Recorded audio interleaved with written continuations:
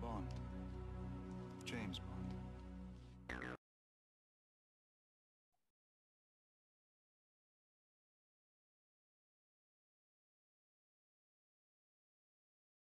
Ya, jadi kita akan bicarakan kali ini adalah mengenai guidelines dari sindrom koroner akut. Guidelines dari sindrom koroner akut yang terbaru. Jadi saya katakan terbaru karena baru di launchingnya itu bulan ini, awal bulan ini di Amsterdam pada acara European Society of Cardiology mengenai penata laksanaan dari sindrom koroner akut. Jadi yang pertama ingin saya sampaikan bahwa di dunia ini ada dua organisasi yang dianggap representatif untuk bidang kardiovaskular, yaitu ESC dari Eropa dan ACCAH dari Amerika. Ya, Indonesia bisa mengadop dari kedua-duanya ya. Apa yang menarik pada guidelines yang terbaru? Yang menarik adalah sederhana sekali jawabannya, guidelines-nya ditampilkan dalam gambar-gambar. Ya, jadi ini topik yang ditampilkan dalam guidelines yang terbaru itu ada hal-hal yang menarik. Pikirkan ya, kalau ada ACS, nah kita pikirkan yang pertama adalah ACS itu terdiri dari 3. Pertama, unstable angina pectoris, di mana ada keluhan yang tipikal chest pain, kemudian tidak ada peningkatan enzim jantung, dan juga tidak ada perubahan EKG. Kemudian non-STEMI, pada yang non-STEMI itu tipikal chest pain, ada peningkatan enzim jantung, tapi tidak ada peningkatan dari segmen ST, jadi non-STEMI. Kemudian ada istilah STEMI. STEMI itu ada tipikal chest pain, ada ST elevasi, kemudian juga ada peningkatan dari enzim jantung. Ada 5 hal yang baru di dalam ESC guidelines kali ini mengenai ACS. Yang pertama adalah Think ACS. Apa itu ACS? ACS singkatan dari, kalau kita mengenali pasien pertama kali, yang pertama A-nya adalah abnormal EKG. Perhatikan EKG. Kemudian yang keduanya adalah bagaimana klinikalnya secara klinis. Apakah memang betul kita mencurigai ke arah ACS. Kemudian yang S-nya itu adalah singkatan dari stable patient. Apakah pasiennya stabil, ya, ataukah pasiennya sangat buruk sehingga memerlukan penata laksanaan yang harus super cepat. Nah, kemudian poin kedua adalah think invasive management. Jadi pikirkan, pertimbangkan untuk kemungkinan dilakukan tindakan invasif secepat mungkin. Bisa itu bentuknya primary PCI untuk STEMI atau dilakukan fibrinolitik apabila tidak memungkinkan dilakukan primary PCI dalam waktu 120 menit. Kemudian untuk kasus yang very high risk non-STEMI itu dipertimbangkan untuk secepatnya dilakukan angiografi, kalau perlu diberikan PCI. Dan yang high risk itu juga bisa dilakukan PCI tapi tidak perlu cepat-cepat, boleh lebih dari 24 jam. Kemudian yang ketiga ini adalah think tentang terapi. Apakah perlu diberikan dual antiplatelet agregasi atau antitrombotik ditambah dengan antikoagulan, Nah, ini juga perlu dipertimbangkan. Yang berikutnya adalah revaskularisasi. Nah, di sini ada berhubungan nanti dengan Dokter Diki sebagai pembicara berikutnya. Jadi revaskularisasi itu bisa dilakukan apakah dengan PCI atau disebut dengan pemasangan stent atau juga diperlukan operasi bypass. Dan di sini yang menarik, kali ini ada istilah yang disebut complete revascularization. Artinya, mereka yang dilakukan tindakan invasif itu harus dilanjutkan dengan secara komplit revascularization-nya dinilai menggunakan fasilitas canggih seperti iFuse misalnya, atau diperlukan juga alat yang lain, alat imaging yang lain. Misalnya seperti cardiac MR. Dan ini ada juga pertimbangkan secondary prevention, upaya untuk mencegah terjadinya serangan yang berikutnya. Di sini yang sudah klasik adalah harus minum obat dual antiplatelet, minum lipid ya, antilipid, high intensity statin, kemudian stop merokok, lakukan tindakan aktivitas fisik yang sehat. Kemudian, nah di sini yang menarik, kali ini kita sudah diperkenalkan dengan yang disebut dengan psikososial consideration. Jadi ini ada hubungan dengan tadi simposium tadi. Bahkan ada pertanyaan katanya bisa enggak dari depresi jadi mengganggu antioksidan. Saya rasa ini sangat berhubungan ya. Dan itu peranan dari antioksidan juga ada. Dan ini secara implisit juga disinggung pada guidelines yang terbaru ini. Nah, kita pada slide ini saya ingin menekankan bahwa perubahan EKG itu sangat atau melihat adanya perubahan EKG itu sangat menentukan dari berat ringannya ACS. Kalau pada ST elevasi, pada STEMI, hati-hati itu termasuk yang secara klinisnya bisa bentuknya yang berat, misalnya cardiogenic shock, atau bahkan terjadi ARES. Jadi hati-hati EKG itu bisa dilihat apakah ada aritmia yang malignan. Nah, itu yang perlu kita dicatat.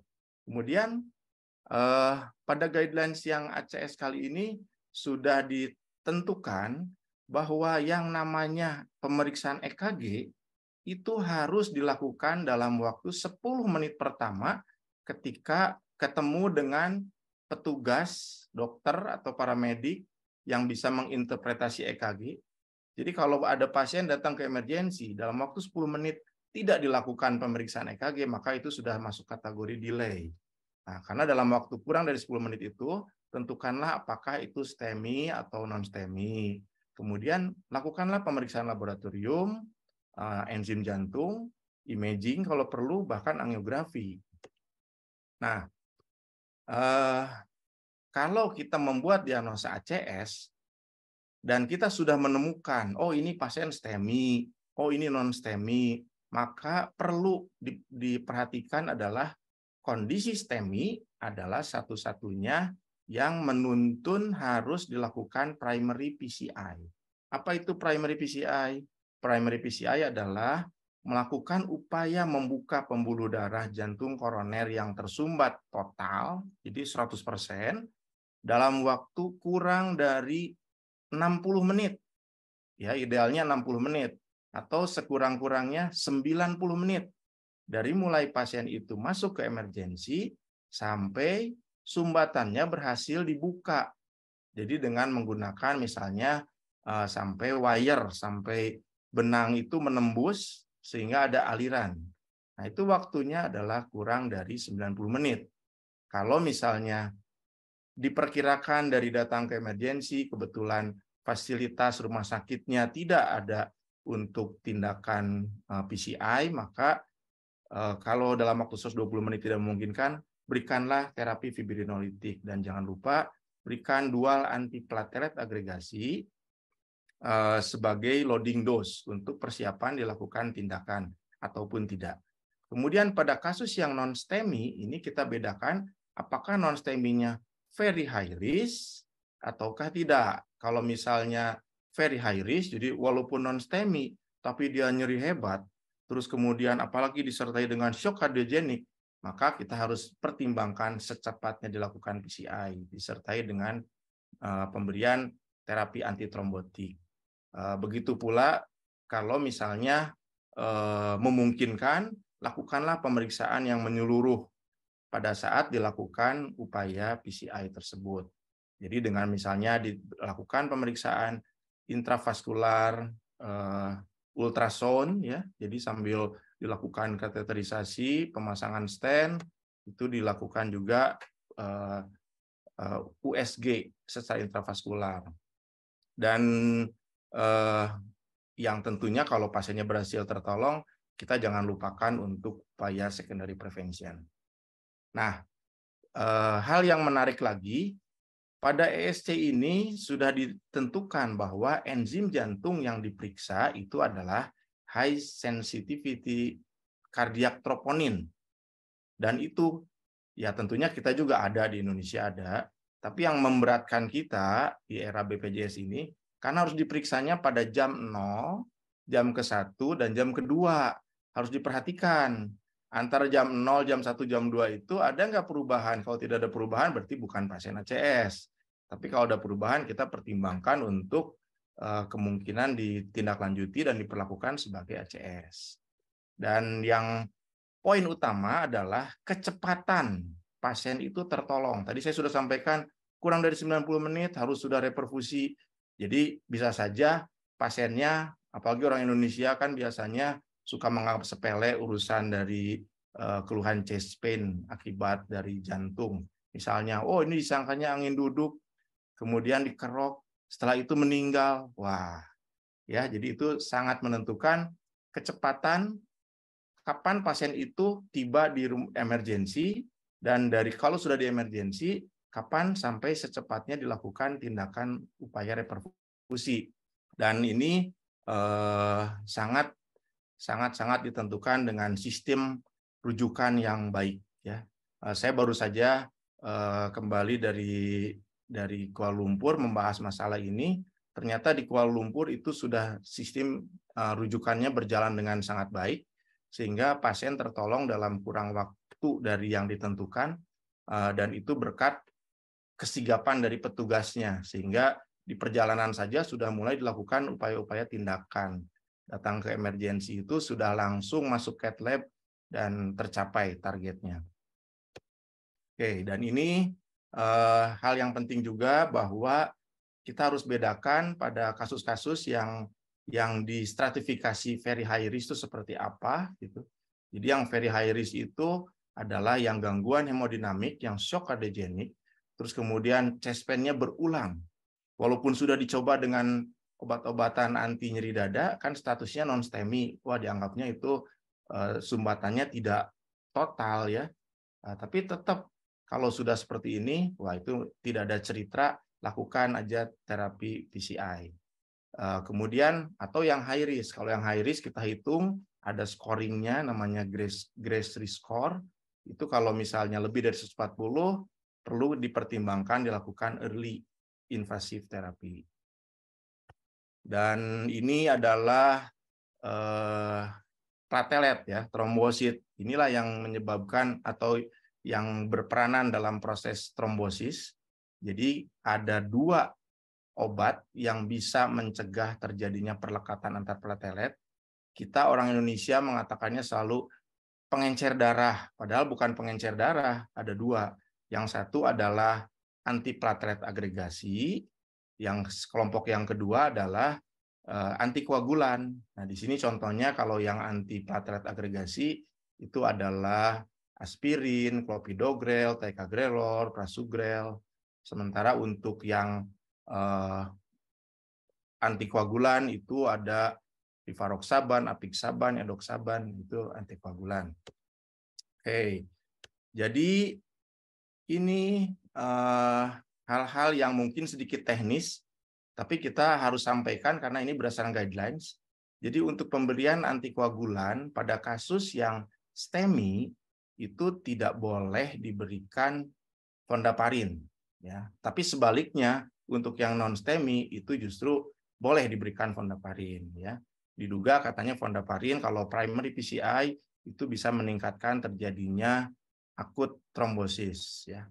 Terus kemudian hal-hal yang lain kita pilih kelompok mana dari dual antiplatelet inhibitor, terutama dari pilihan P2Y12 inhibitor, jadi apakah clopidogrel ataukah yang lain. Nah, ternyata di sini ada pilihannya. Yang utama itu adalah prasugrel, ticagrelor, barulah kalau tidak ada clopidogrel. Kalau di Indonesia bisa dapat clopidogrel saja sudah bagus. Kemudian dalam tahap lanjutannya setelah 12 bulan itu pilihannya adalah hanya aspirin. Ya, ini mengenai tentang strategi pemberian obat-obatan, ya, mana yang akan dipilih. Jadi saya rasa ini sih sebagai wawasan saja, karena untuk Indonesia prasugrel itu sedikit sudah ada, tapi selain harganya mahal juga tidak ada di BPJS ya. Kemudian perbandingannya untuk kita pemberian aspirin dengan clopidogrel itu sudah cukup. Ya, dan ini pertimbangkan kalau pemberian obat-obat antikoagulan ataupun pemberian antiplatelet agregasi, risiko perdarahan itu selalu mengancam. Ya, jadi kita harus bisa milih-milih mana yang cocok untuk pasien kita. Dan saya ingin memberikan sedikit wawasan yang baru bahwa ada istilah yang disebut dengan MINOCA, myocardial infarct non-obstruktif, ya. Jadi coronary artery. Jadi kita sudah lakukan angiografi, ternyata pasien yang asalnya diduga itu adalah ACS, tidak ada sumbatan. Apakah itu betul-betul bukan suatu hal yang gawat darurat? Oh, ternyata harus difikirkan pertimbangan-pertimbangan yang lain. Ada beberapa penyakit yang kelainan yang berhubungan dengan MINOCA ini. Misalnya adalah Takotsubo. Ya, Takotsubo itu tadi berhubungan juga dengan yang disampaikan oleh Dr. Eli. Jadi ada penyakit broken heart syndrome. Ya.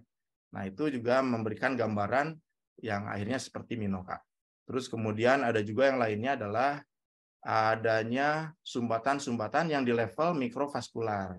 Jadi bukan di pembuluh darah yang besar, tapi itu pun bisa berdampak. Jadi ini adalah panduan kalau ketemu MINOCA, maka tahap-tahapannya adalah seperti ini.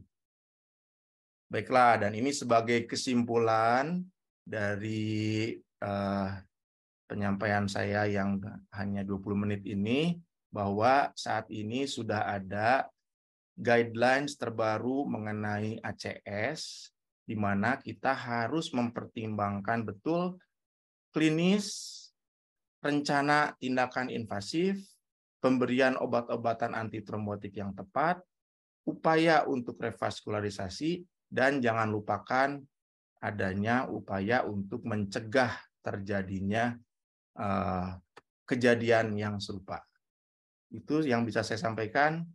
Terima kasih atas kesempatannya.